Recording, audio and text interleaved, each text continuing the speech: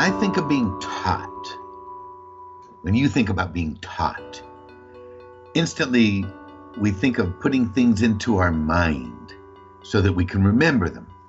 Facts, figures, truths that we need to know so that we can find our way and navigate safely in this crazy world that we live in.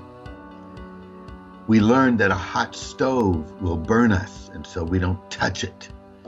We learned that as we get older, like me at 61, that even though we think we might be able to do it, not to jump off those 6 flights of stairs, because there's this thing called age, and we've learned that our body does not respond the way it used to.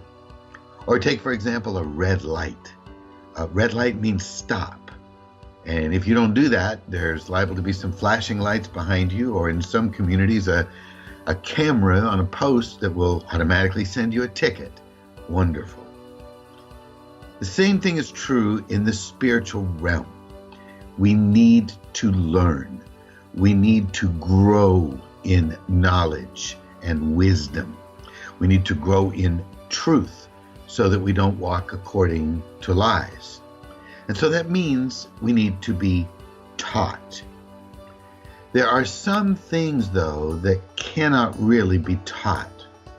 And the one that I'm thinking of today is this issue called love. I've concluded from the New Testament that love is not something that really can be taught through the way of the mind. Let me explain to you. In 1 Thessalonians 4:9, there's a very interesting verse. It says that we are taught of God to love. It's a fascinating word in the Greek. It appears only one time in the entire New Testament. Theodidactos, God taught.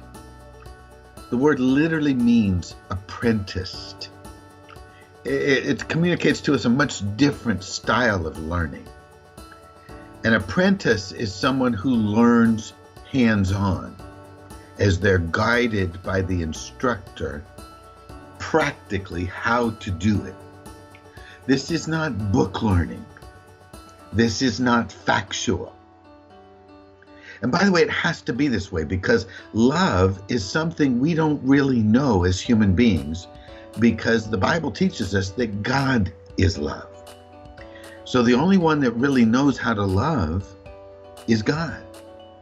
And so we really need to be apprenticed by him. We need to become students of him, learners of him, receivers from him, where we receive the love from him so that we can then give that love that we've now received.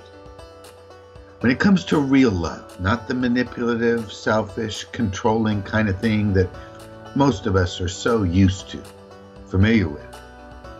When it comes to agape, unconditional love, loving somebody just because, this otherworldly, supernatural love. As I look at my own life, I think I may be starting junior high. More likely, I'm probably still in the latter years of elementary school. But I am in the school. I'm being apprenticed by God. I'm learning to love. I've come a long way, but I'm not yet a tradesman in this very rare art. In fact, I do not believe there are very many tradesmen in this arena of love, because 1, it takes so long to learn, and 2, it is so contrary to the way we live. To love somebody for free with no ulterior motive and no desire to receive anything in return, what a rare commodity. Would you join me in this apprenticeship of love?